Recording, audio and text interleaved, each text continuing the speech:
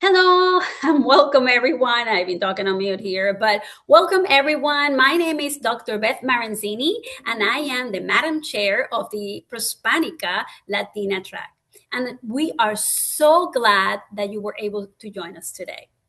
We are very excited to kick off the Entre Amigas webinar of 2026. And what better way to begin the year with this fantastic topic that resonates with me completely: building leaders through mentorship. This webinar has been thoughtfully organized by the Prospanica Latina Track Committee. Hello, committee, and I just want to give them a shout out there. And it aligns perfectly with the National Mentorship Month, which is in January. Today, we'll explore how mentorship plays a critical role in personal, professional, and academic growth, and why meaningful connections between mentors and mentees are so powerful. Mentorship creates a space for guidance, encouragement, and opportunity, helping individuals build skills, gain confidence, and open doors to new possibilities.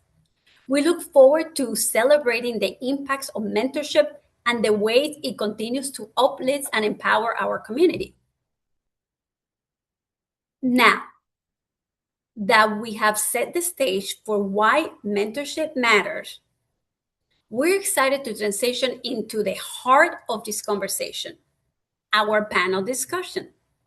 This dialogue brings together leaders who not only believe in the power of mentorship, but who actively live it through their work, leadership, and commitment to uplift others. Our panelists bring perspective across education, nonprofit leadership, and consulting together. They will share lessons learned, practical strategies, and of course, personal reflections on how mentorship has shaped their journeys and how it can continue to elevate advanced Latinas across all industry. And now it is my pleasure, from my heart, to introduce you to today's speakers. First, I would like to introduce you to Dr. Rosa Banda, a first-generation Latina scholar, and you could see why it's so important for her potentially be a mentor, and an associate professor of educational leadership at Texas A&M University in Corpus Christi. Raised in a small rural town in Texas, her journey is grounded in family, community, and access to education. She's most proud of being the daughter of Mr. Juan and Mrs. Maria Banda. Dr. Banda earned her bachelor's and master's degree from the University of Texas at San Antonio and her PhD from Texas A&M University, College Station, and she served as a postdoctoral research fellow at Rutgers University. Her research focuses on, as a postdoctoral research fellow at Rutgers University, her research focuses on Latinas and minorities population in STEM, critical qualitative research, and faculty diversity, highlighting her commitment to mentorship, equity in higher education. I love that.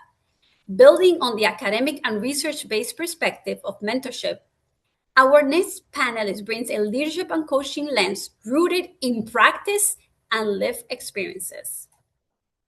And it is with great pleasure as well to introduce Dr. Ana Maria Lopez Caldwell.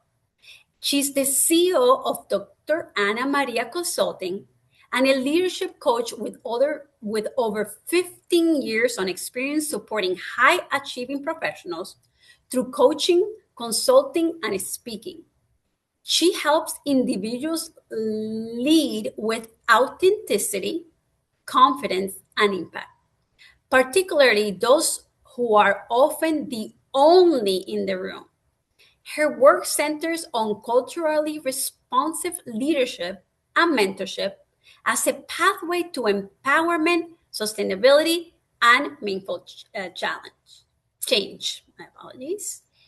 So please join me in giving these wonderful speakers a warm welcome as we begin our panel discussion. Welcome, welcome, welcome, ladies.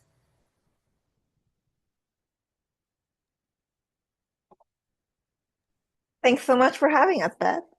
Excited to be here. Oh my goodness, me too. This is like I think prior to I think us joining, I was mentioning mentorship truly not only has changed my life, but through me has changed the life of others. So I truly believe in this topic. So I definitely am very appreciative that you both took the time to be here. With that, I would like to start with a few questions. The first one is, what specific strategies can mentors use to help Latinas identify and pursue career advancement opportunities within their industry? So, Ana Maria, if you don't mind kicking it off, and then we'll pass it along to Rosa, Dr. Rosa Banda. Yes, Beth, of course. Okay. So, hi, everyone. Thank you for having us here today and excited to share in this topic. So, that question of like, how can a mentor help a Latina particularly? Um, One thing that comes to mind is that um, we live in a world where we have a lot of access to information and a lot of we experience decision fatigue, right? Like there's so many different decisions that we need to face throughout the day and the years, and as we're, as we think about our Latinas who are navigating, their leadership journey, there's so many different decisions that they need to make. And so the first thing I would say to mentors is be an active listener, right? Because it's really easy to like school somebody, tell them how to do something. And I noticed that that could be like kind of just like we want to do that because we want to be helpful because we're problem solvers. And really what we want to do is pause and really actively listen to understand what it is that this mentee is like, what's their goal? What are they actually looking to do? And so really, like I think that's a really important first step. And then with that, something I noticed, and I'll tell you, my background, and this wasn't in my bio, but I have a PhD in Latin American studies, and I'm really passionate about particularly understanding the Latino experience in the United States and how we find barriers throughout and like what actually works to overcome those barriers. And I work with clients who are entry level all the way to executives. And a pattern that I've noticed is that the higher up and the more experience a leader has, and this is definitely true for my Latinas, the more clear their goal is. And so, one thing that as mentors we can do is help a mentee identify, what does success look like at the end of the year? What is your one goal that you want to have for yourself? Because there's so much decision fatigue, right? And so if we actually help somebody, and with the mentorship piece that comes in is people may be able to identify pieces of this, but we could really help them like build a container and create the space for them to say like, okay, like this is the one thing that I'm going to like truly pursue. And the reason why that's so important is because once you have that clarity, that's like putting an address in the GPS, right? And so when you encounter barriers throughout and roadblocks, you don't have to sit there and have a really long conversation with yourself about like, should I go left or should I go right? You're like, oh, the GPS is, like I'm generally going in that direction. So I'm going to go ahead and make a right. And so you have more executive presence because you're making stronger decisions. So as a mentor, helping a mentee get that level of clarity so that they could have boundaries around what they can say yes and what they can say no to, and being their champion for that North Star or that goal that they have for themselves is incredibly important.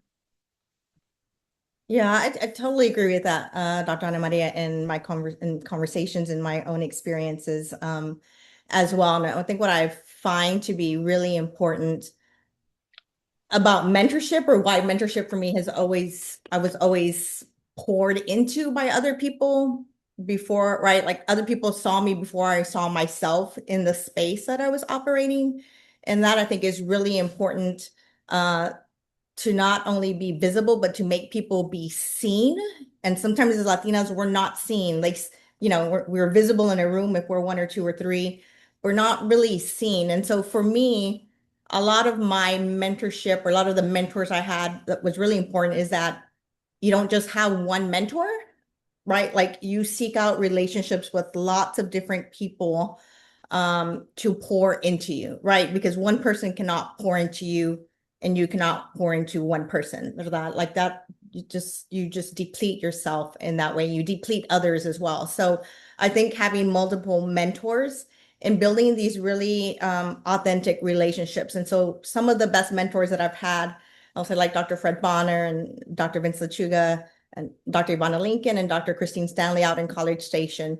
I didn't have to be somebody else except Rosie from that very small town. Like I could be me. A lot of those conversations were, how are your folks? They knew my dogs by name. They knew what I had planned for the weekend. And so in academia, right, as a faculty member, I think sometimes we get into the rut of, I'm an assistant, I'm getting to this rank, I'm an associate. Now my goal is to get to full. But then sometimes we get to these places and we don't recognize ourselves because we don't build authentic relationships that ground us in our culture, ¿verdad? And so for me, that's always been very important that I can be Rosie in any space. And if you don't care for it, you may not be the right mentor for me. And I'm okay with that, right? So we seek out different mentors to build these really authentic relationships with people, because I think that probably is the most gratifying thing that I have not assimilated into different types of systems for my success. I've been able to be successful, but also remain very, very grounded in who I am and the values that I was raised in the household from my parents. Yes, and if I could add something, I love everything that you said, Rosie, and so agree. And you're like bringing up like that really important concept of our community, like the how much as Latinos, like one of our cultural scripts is community building, right? And that we're generalizing, and it's often true for most of us that we really value those relationships and community. And so there's like one layer of why that mentorship is so important to like build those relationships. And then the other piece that I would love to add is that there's a lot of research that shows that there is in-group bias as we think about corporate America or just like any type of like work experience in the context of the United States. And it doesn't have to do specifically with race. It can be, but it could be, like you root for the same team and suddenly you're going to be more likely to give that person a pass or like be want to open the door for them or like think about them in a positive way, right? And what we know as Latinas is even though Latinos are 20% of the US population, by the time we look at they're entering corporate America at 7%, and then by the time we're looking at the executive level, it's less than 1% of Latinas that are there, right? So what does that say about community? We don't have it. And so I love what you said, Rosie, because then like we're building, like we need to build our own community and be really intentional about the people that we surround ourselves with, because we don't have that automatic support network that many other folks have just based on the way that they may identify.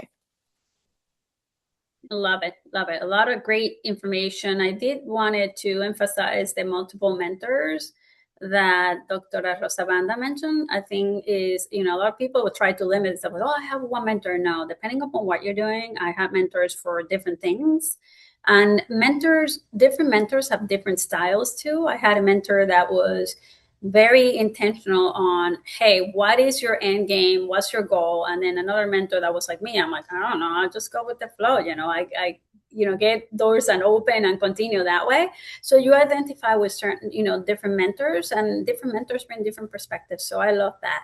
With that, thank you, ladies. I am going to ask this second question that is so important, and I'm going to base it on my own experience. I had a great mentor in 2011 that was introduced to me by one of my mentors, which I call Madrina, Feliz Barajas, si me estás escuchando, from Conexión. And this mentor was a well-known president of the Diversity Inc. And I don't think I took advantage of that. She got me like a 6 months, mentorship with him for free. And I went in not prepared. No end game, no goals, nothing. So it didn't really bring the benefit. So with that, I'm going to ask you, what strategies can Latina mentees use to effectively communicate their goals and expectations to their mentors to ensure a productive relationship? And you won't experience what happened to me. You walk out of there empty.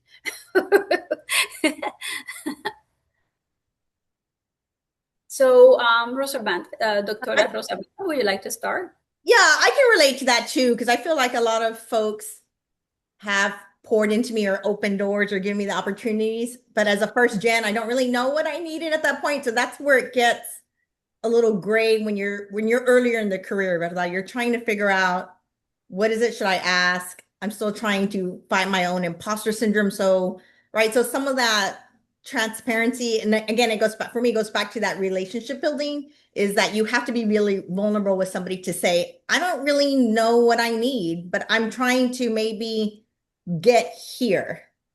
How do I get here? Like, what is the roadmap? Maybe it's not the roadmap for me, but what was your roadmap? And so for me, even because my research is in qualitative research, a lot of it is by asking about their experiences. What was the biggest challenge when you started? Like, how did you overcome that? Right. So that I can kind of build a toolkit of the challenges that are going to come that I may not even see yet. And we all have them all, right? They all show up for Latinas in every space.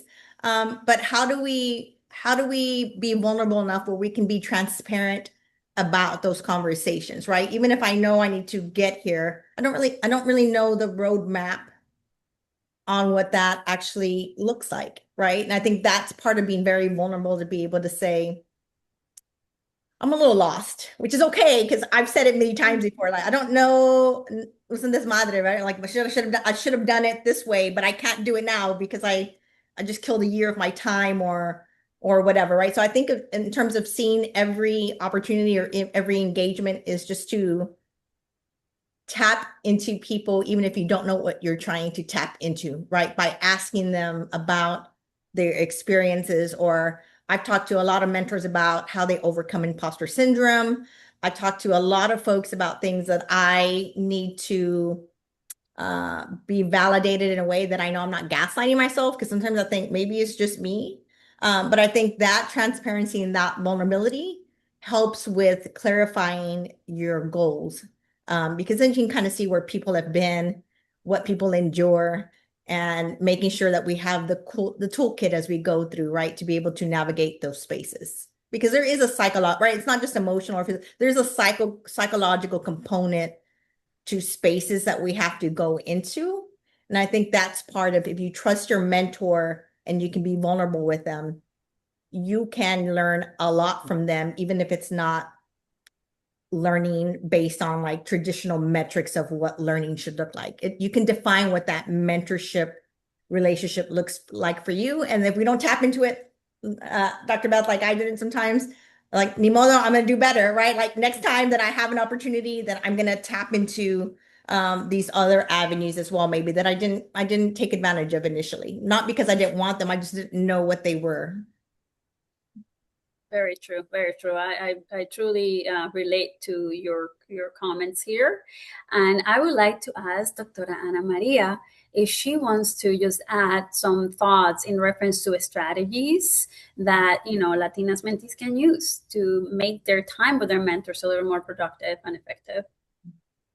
Absolutely. And what I like, number one, I just really want to elevate, Beth, that you're very vulnerable in sharing about this like experience and how in like the way that you're reflecting on it, which I think is super helpful. The more times we're like that vulnerable and share about our experiences out loud, the more people that could relate to that. So super helpful. And Rosie, as you were talking through describing what was coming up for me, is just like the importance of recognizing the level of nuance that goes into different types of mentorship relationships, right? Like, you are elevating some of the conversations or some of what happens when we are first generation and we're at the entry level point, right? Like we may not know how to start, or what does it look like to have a mentorship relationship. And so like, departing from a place of have the courage to just engage, even if you don't know what to ask is really important, particularly as we're starting, right? As we're like building those muscles and like losing the fear around asking for help and around like building those connections. And then also, and I imagine, Beth, as you were giving your example, like the more we do this, the better we also get at discerning the different types of mentorship opportunities. You know, like there's people that are more or less easy to connect with, or that there are more or less like around in our network and that we could tap into for like more relaxed questions. And then sometimes people come within our spheres that are like a very big reach for us, or somebody that we're like so lucky and so excited to be in partnership or in community with.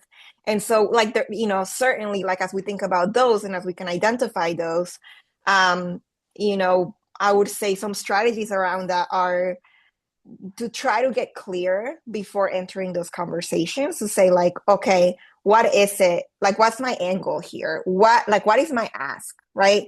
Oftentimes like what we want to do is take away the guessing game, particularly if this is a person who has a senior position and has very limited time. Even if they want to help us, we want to just take away the mystery of it all, and just as direct as we can be about what the ask is, and help them, you know, just not make it really difficult for them to decipher what it is that we're looking for. So the more we can do that, the better. And then anticipate the questions that you think may come up. Because the more sophisticated in a way that you could like get in terms of like that even conversation with yourself, likely the higher impact that conversation is going to be. And then the other piece is around your somatic responses. This is something I ask my clients to do all the time, which is our bodies tell us things about us, and we are really bad at not listening. We're really good at not listening to what our bodies are telling us. And so you know, if there's a particular area where we're experiencing a barrier, where we are having a block, not knowing how to move forward, we want to collect data on that. Like, when am I, like, you know, if I have an issue with having executive presence and I want to learn from a mentor who does it really well, that mentor may be able to help me a lot better if I go to them with data around what are the moments that trigger me, right? Like, what are the things that slow me down? Because now the conversation is not going to get to the point where like we identify that like I need to work on my executive presence, but we're going to get to like 2, 3, 5 steps further ahead in that conversation, you know, based on like the level of detail and data that we're able to provide. So keeping a log for ourselves in terms of our own somatic responses and understanding that those trends helps take away the guessing game and gives more tools for our mentors to really be able to support us.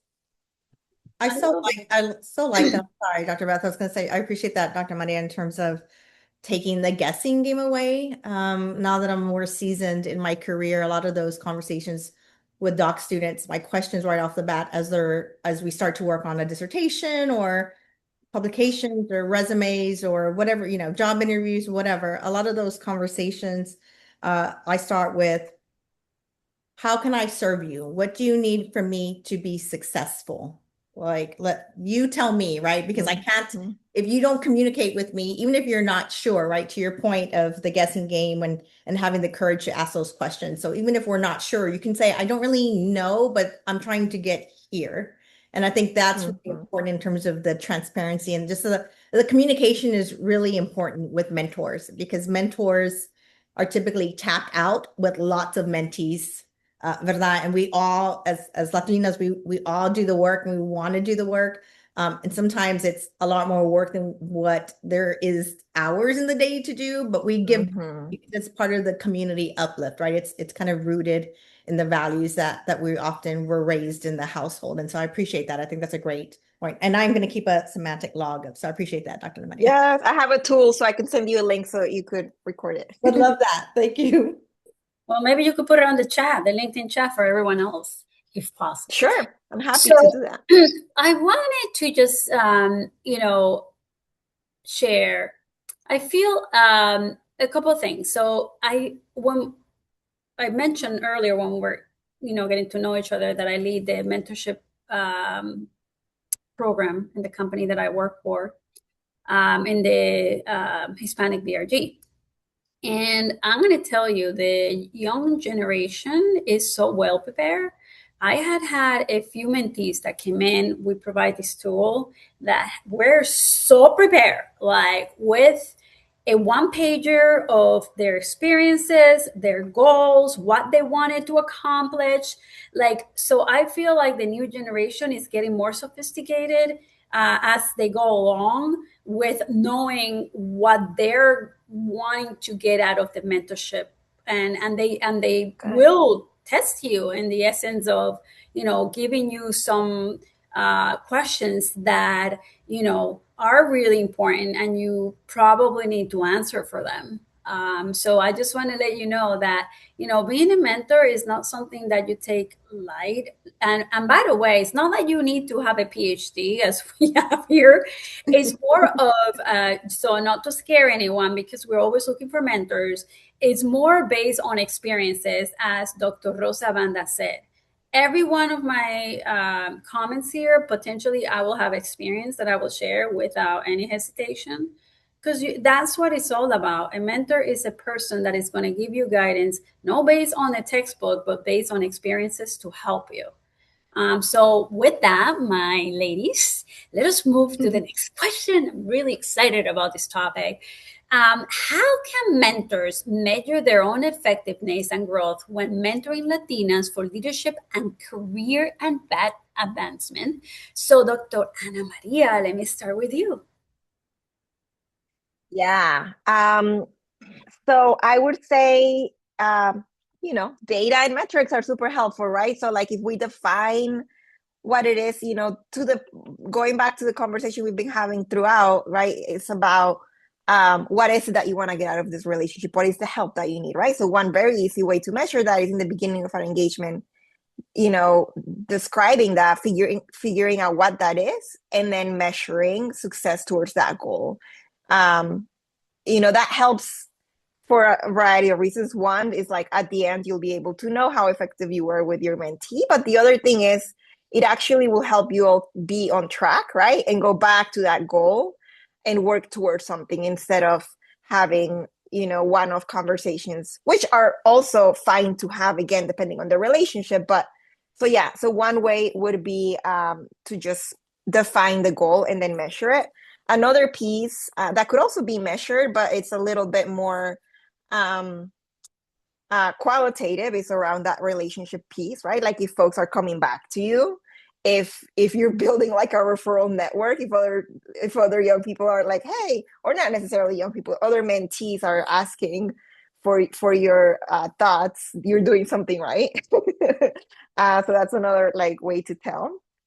And just success, I think, particularly as we think about Latina mentorship, is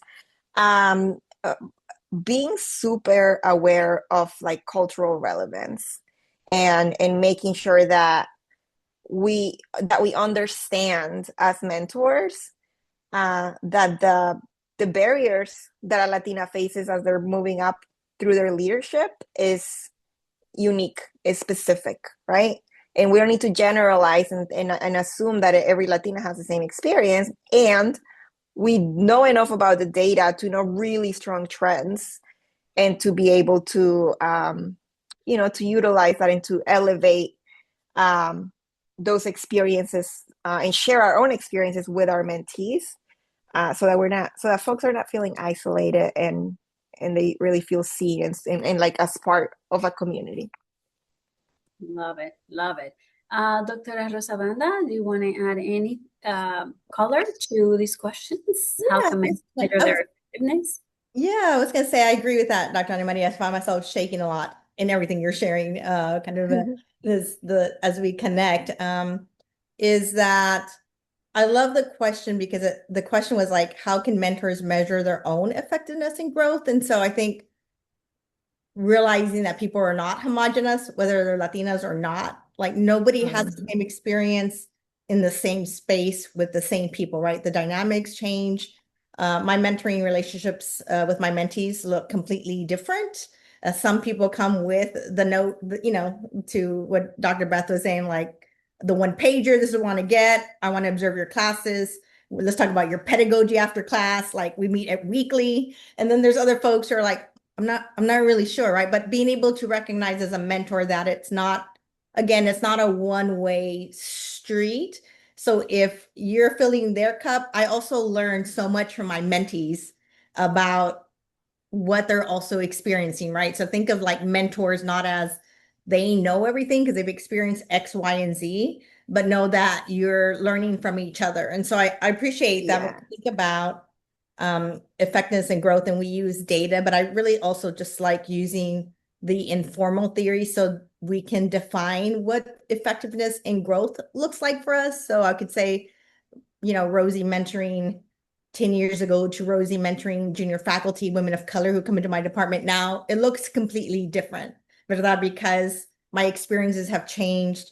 I know how, as a tenured faculty member, or now we'll see how it goes with the everything that's going on. But like as a tenured faculty member, I have more rank in terms of protecting people and things like that, and protecting time in a much more visible form of advocacy, where before the advocacy was through allies that I knew could support me because I didn't have the rank to offer that, right? So I think when we're thinking about measuring effectiveness and growth, when you mentor, is that you use barometers or these metrics of success that fill your cup and fill your mentee's cup. And it's not, the formal theory is great and all that, but make sure that you still have joy when you do it, because that's really important to continue the work, right? We don't want to mentor people and we just, and I'm not saying we're complaining, but like you have joy in how we move people forward together in a community to also just show other people, I see you, and I see that there's lots of us, right? Every generation, every decade gets better and better. Love it. I feel a very simple way is I have a mentee, Agustin. Actually, he was on my last cohort, but he still meets with me, which I'm okay with that. And he came in with a few things that he wanted to improve, and I gave some advice on certain things he could do, like to expand network, join Prospanica, and this and that. And he actually became VP of marketing at one of the Florida chapters. So that was my measurement of success, and he's happy with it. And it has helped him build skills that otherwise he wouldn't be able to build within the position that he's in our company, so that I work for. So again, there are little things that you can advise them on, and they come back to you with, well, based on our last conversation, as simple as that, I did X, Y, and Z. And to me, that's a measurement of success, when I'm able to provide advice that they follow through, and not only follow through, but then they see the benefit and reap the benefit from that. So just so I share that. All right. So I want to ask another question. And this question, so we've been going through, from a strategies, from a mentor perspective, the mentee. So now, and then, measurement for the mentors on their effectiveness. But this question is related to how can mentorship programs, so the program itself, be intentional, structured to move beyond advice giving, which we love as Latinos, and towards skill building, sponsorship, and leadership development for Latinas. And this is a pretty good question that I will tell you I have benefit from my mentor, especially around sponsorship. So let me start with Dr. Ana Maria and see what she can give us in reference to comments to. No pressure at all. No pressure. This conversation. I'm kidding. For sure, Dr. Ana Maria. All right, so I'm gonna tackle one piece of this. There's more to this answer, but I think that there's something really important to pay attention. Well, actually, I'm gonna say two things. One, headline is culturally relevant leadership development, period, full stop. ERGs, take notes, like organizations, like how are you supporting people in a way that actually like see somebody fully? Okay. The other thing I was going to say is around appreciative inquiry. To your point, Beth, as you asked this question around like how can we move beyond advice? As humans, and as we engage with one another in the context of the United States, we have been trained to be problem solvers, right? We see everything as a problem, which is great. That's how our society has been able to advance. That's the point of our very important degrees that we've all gotten, right? Like we are solving problems and advancing our society. And that's great that we have that skill. The problem is that we apply it to human interaction.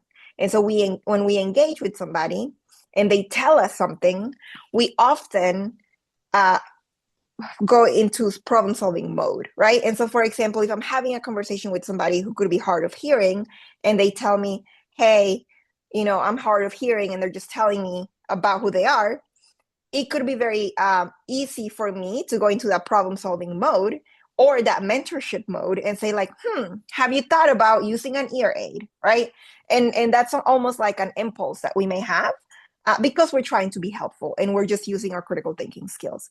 But when we do that, what we're actually doing is taking away the agency from the other person and basically ranking different identities as being like more important than others, right? And that happens with mentor-mentee relationships because if there's an age difference, if there's an experience difference, like we're often going to try to solve a problem. And so I really love appreciative inquiry, which is when we change our mentality, right? So if somebody was to tell me I'm hard of hearing, instead of saying, let me solve this problem by telling you how to fix your, the fact that you're hard of hearing, what if I change my approach and thought to like paused for a second and said like, what can I appreciate about what they just shared, right?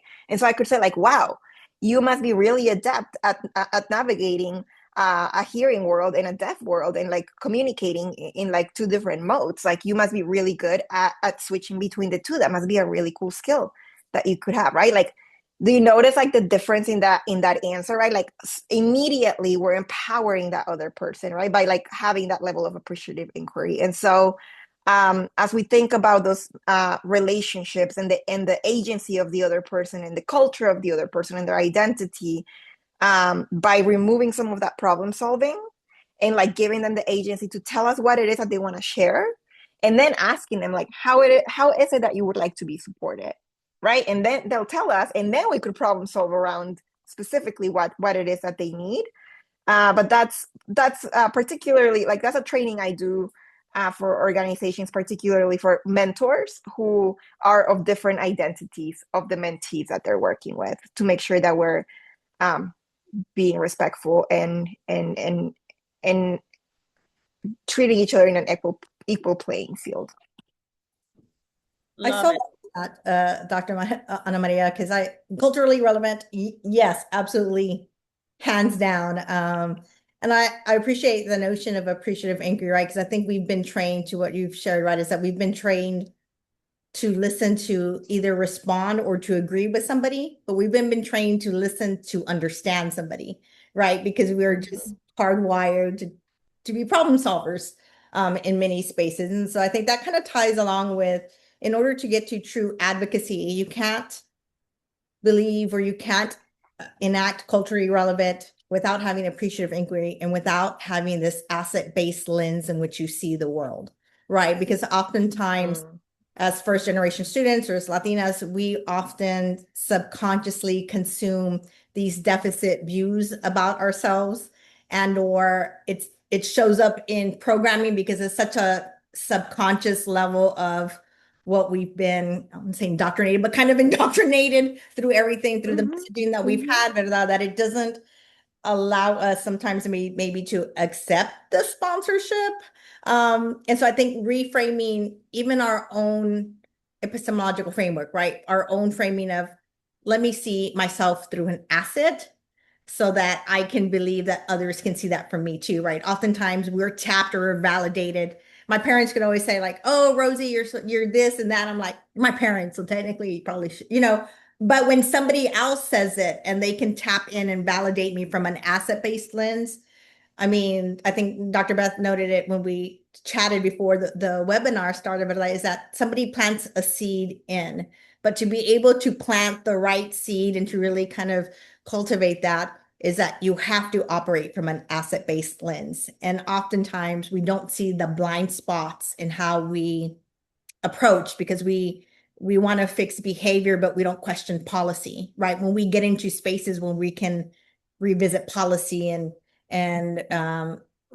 find ways in which we can activate by changing policy. Because oftentimes we'll say, I can help you do this, as opposed to us saying, I'm already tenured, I'm on this committee, I'm at this space at the executive level. Let's do a review of policies and who do I need to get into the room so we can start to problematize these existing policies that can then change these structures that are, the infrastructure of that, because oftentimes we try to fix people and there's nothing wrong with us. The system is faulty, ¿verdad? So if we operate from that asset-based lens and are aware of our blind spots, then we can seek ways in which to sponsor people, not just through mentorship, right? But also kind of problematizing the existing policies that maintain that infrastructure.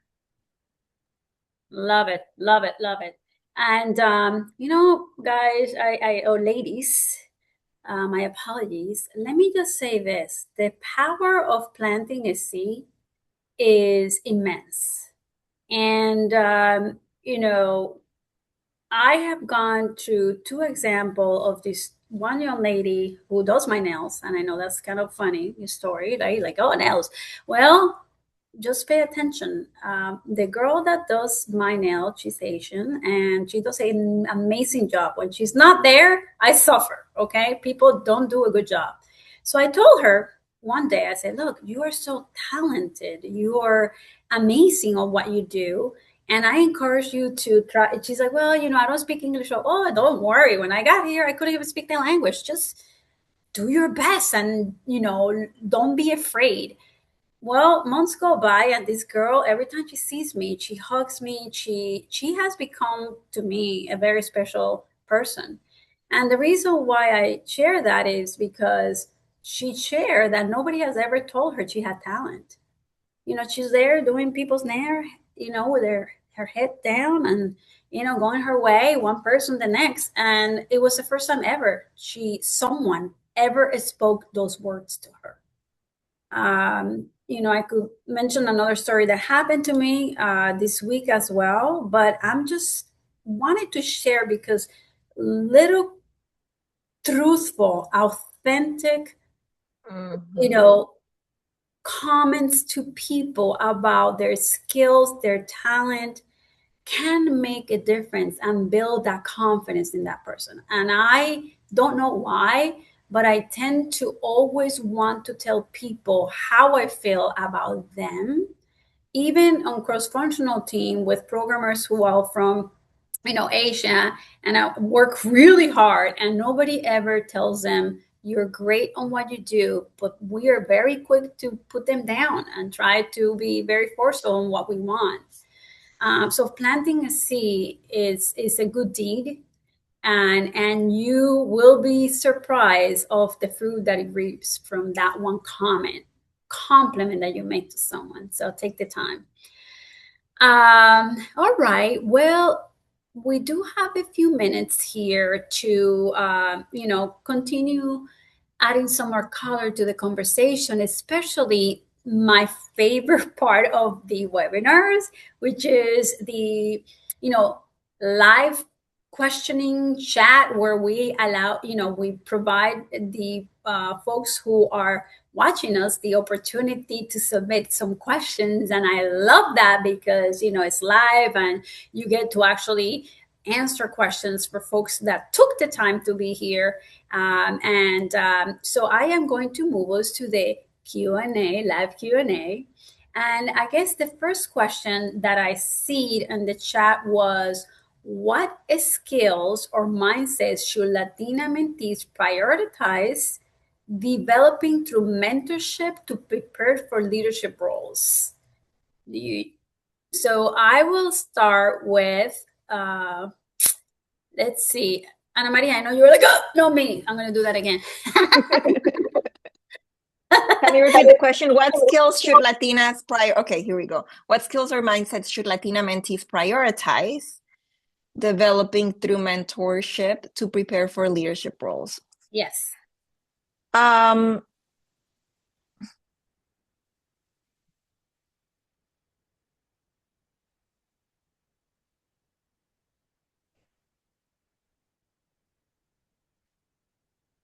there's a couple of things that come to mind. We already talked about the importance of having that North Star, and making sure that we are, becoming faster at making decisions, so we're not experiencing decision fatigue. So that's a huge one. Just like have a North Star, have like one vision for the year for your leadership, tell it to the folks, so that they could also be your champions and help you get there, etc.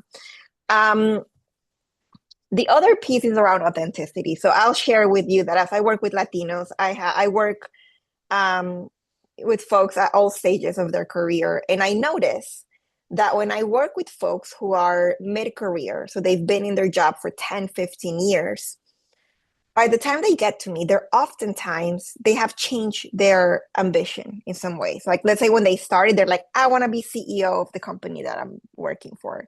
And 10, 15 years down the line, by the time they get to me, they're burnt out and they're disillusioned with the system.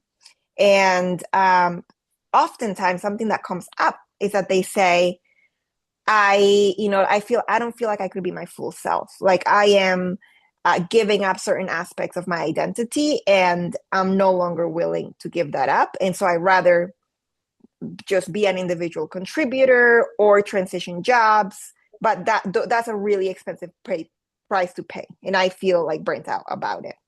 The reason why I'm sharing that is because for entry-level folks, oftentimes they feel like it's less of a compromise to leave those things at the door.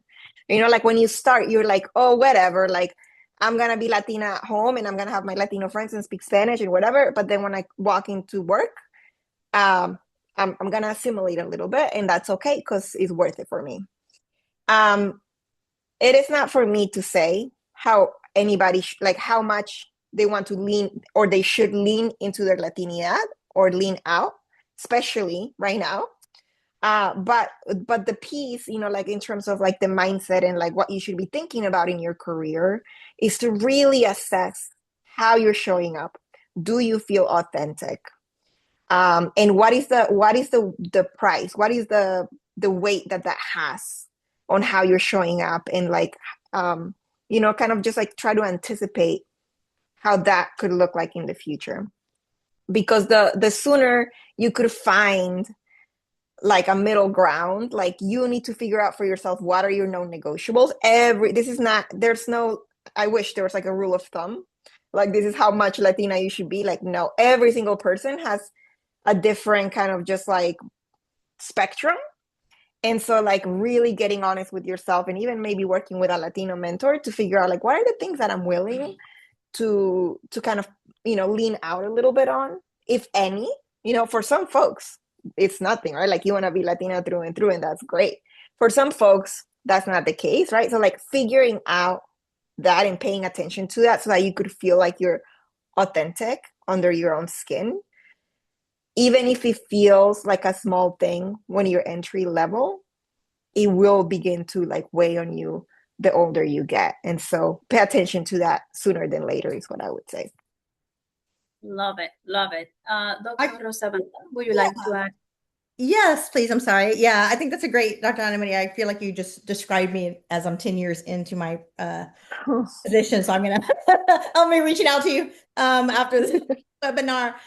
But I think a couple of things that are really good to prepare for leadership roles. I teach in an ed leadership program, but we talk about leadership and it kind of transcends different spaces, right? Even though we talk about it within a PK-20 or context. I think a couple of things that are really important that I know I didn't take a lot of advantage of, or one of them I know that is, we'll say a couple of things. So the first one I would like to say is something that I'm not very good at, just because I'm an introvert and it's exhaustive in nature, but networking is really important.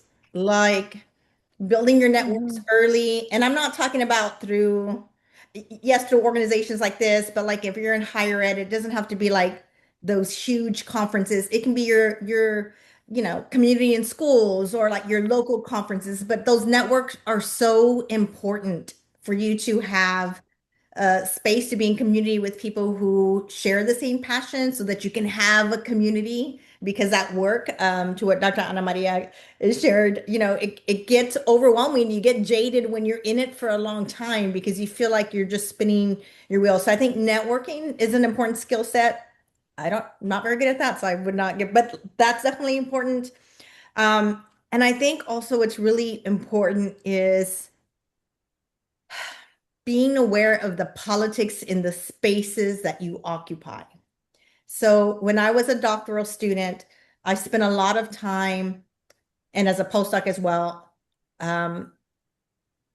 listening to conversations around me about issues, challenges, where, what changes wanted to be made, but it got stuck here because this person. So like the understanding the politics of a space, I think is really kind of a skill set that we often don't think about, but there's a power construct in everything. And there's a power construct in your spaces. I don't care what space, in your house, at church, it doesn't matter. There's power constructs in every space.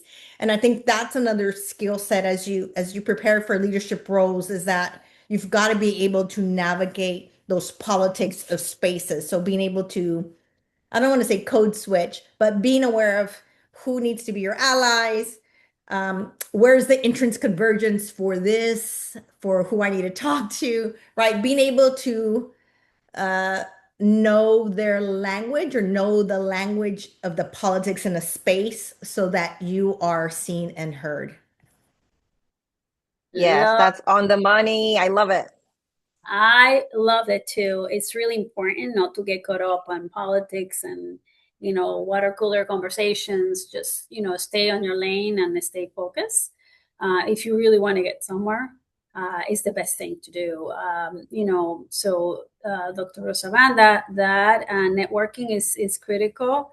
My fiance will say she's like the best networker because I talk to everyone. I meet people and I don't care.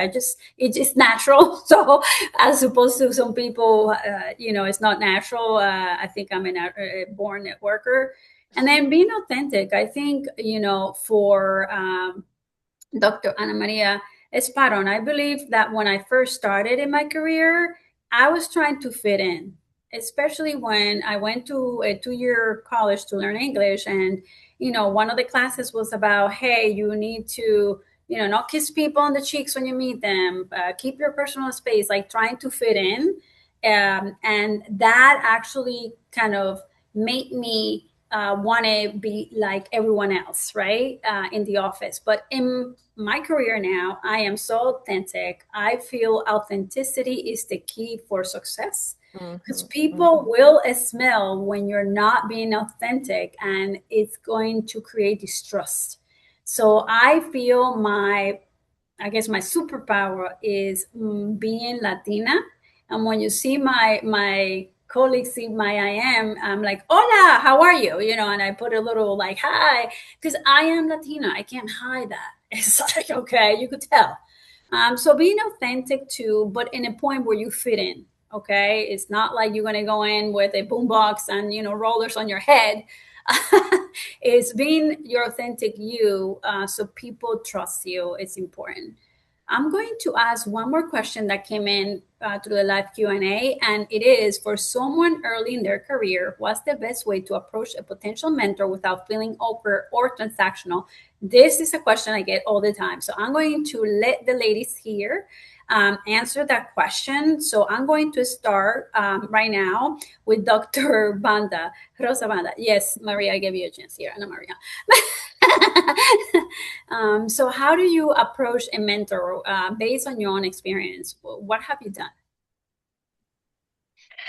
Yeah, that's a great question, right? Because back to what was shared right with Dr. Ana Maria and Dr. Beth noted, is that authenticity. So people know when it's just transactional. And so I think that stifles a lot of mentorship relationships. I think what's really important is doing research on your mentor, knowing not who they are just professionally, but who they are as people. And I think that's really, really important. So I'll share an experience that I had with Dr. Ivana Lincoln, who I was trained in my qualitative research while I was in grad school in College Station. And I never really looked at her CV, first gen student again. So I was always kind of really intimidated by all the, all the degrees people had and all the research they did. And but I looked into her research and I spent a lot of time just talking with her about her life, which I love because it enriched my life. And to this day, I go out and visit her. I get text messages from her. She checks in on how we're doing. And it's been almost 15 years since I've been out of grad school. And so Dr. Bonner does the same. So I think being able to not just invest, because it only becomes transactional when you're expecting something, you're expecting them to give you something. But I think building something that's more meaningful requires you to go all in with yourself too. What part of yourself outside of the professional scope you're trying to expand on? I'm not saying tell them your whole life, but like what are you comfortable with people allowing you to see you as a person first? That for me is very important. For me, it's very difficult to connect with somebody that's all business right off the bat. Like I like to platicar, like we have cheese, right? Like there's an entire setup to it that lets me know like we'll be okay. Like I can have a vulnerable conversation. I don't have to mind my P's and Q's. I can tell you like it is, and we can trust each other. And so I think that's really important when you think about how do we not be transitional. So like first thing I guess is making sure you show up as a whole person too, and B, making sure you see your mentor as a person too outside of the role that you're trying to better understand, right? Try to connect experiences that are attached to them because our experiences aren't tied in a vacuum that are only professional. It only happens in this space. They're often residual or streamlined from all other parts of our lives. Very good. And I know we're running out of time. So, Dr. Ana Maria, is there something you would like to add quickly? I really love Dr. Rosa Banda, find something that you can relate and connect is pretty much, the key for finding a mentor. So do you have anything that you just want to add quickly? Yeah. I would just say that I find that people have different opinions on like what's appropriate protocol for reaching out and finding a mentor. And I don't think that there's like a magic formula. It's more like, I would say if you're like early in your career and it feels scary, just know that that's normal and it takes time. And so just find as many opportunities as possible to practice and you're going to build some resilience by just, falling flat on your face a couple of times. What I mean by that is like, you may reach out to a couple of people on LinkedIn who just never reply. And then you ask yourself, what's the worst that could happen? Nothing, right? The worst thing you could do is ask. And to Rosie's point, like over time, that will become like once you have authenticity in your approach, everything else will flow. And you won't know that for a while, right? Like you just gotta like go out and try on like your different mentorship styles. I mean, not mentorship, networking styles until you find something that feels authentic to you. And that's how you connect all of those other parts of your identity and that feel more natural. And the last thing I'll say is it's not only about you're asking for something, but remember you have so much value. So people are also very lucky to have you and to be in communication with you. So think about like have an abundant mindset when you show up, because it's not just about you taking from them, but it's just like, how can I also support you? Like you're also lucky to be in my sphere, right? Like you're an incredible person. So like that mentality is really important. Love it, love it, love it. We definitely need to have a part 2 here on this mentorship conversation, to be honest with you. And just one last comment, people are watching you. I had a mentor who picked me. She was the president of one of our division, and she saw me how I dealt with a major situation that was happening that I resolved. And she came to me and said, can I be your mentor? I'm like, really? Okay, sure. Why not? To this day, she's like my favorite anyways.